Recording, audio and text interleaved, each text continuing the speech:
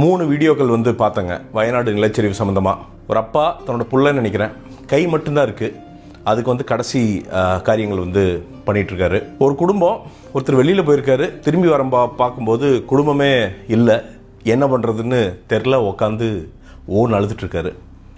துக்கம் தாழ முடியாமல் ஒருத்தர் வந்து அந்த வெள்ளத்தோட வெள்ளமாக எட்டி உள்ளே குதிக்கிறாரு. இப்போ இவங்களாம் என்ன தப்பு செஞ்சாங்க? என்ன ஈக்குவேஷன் வாழ்க்கையில்? ஒரு நைட்டு அவ்வளோதான், ஒன்றும் இல்லாமல் 0 கொண்டு வந்துருச்சு வாழ்க்கை. எல்லாம் போய் இனிதான் தொடங்கணும் அப்படிங்கிறாங்க. இதுதான் துக்கம்.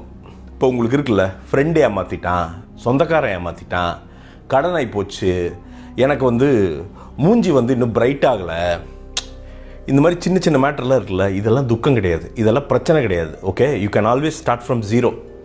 உட்காருங்க, உட்காந்துட்டு மனசுக்குள்ளே சொல்லுங்கள், டே உன் பிரச்சனையே இல்லைடா, இட்ஸ் ஓகேடா, பரவாயில்ல, போயிடுச்சா, ஓகே, இன்றைக்கி ஸ்டார்ட் பண்ணுவோம், இன்றைக்கி 0லேருந்து ஸ்டார்ட் பண்ணுவோம்.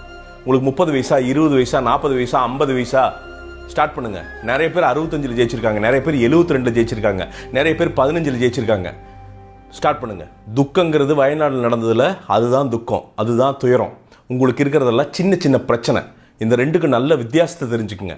முன்னாடி போங்க, ஃபைட் பண்ணுங்கள், வாழ்க்கையை ஜெயிங்க தயவு செய்து.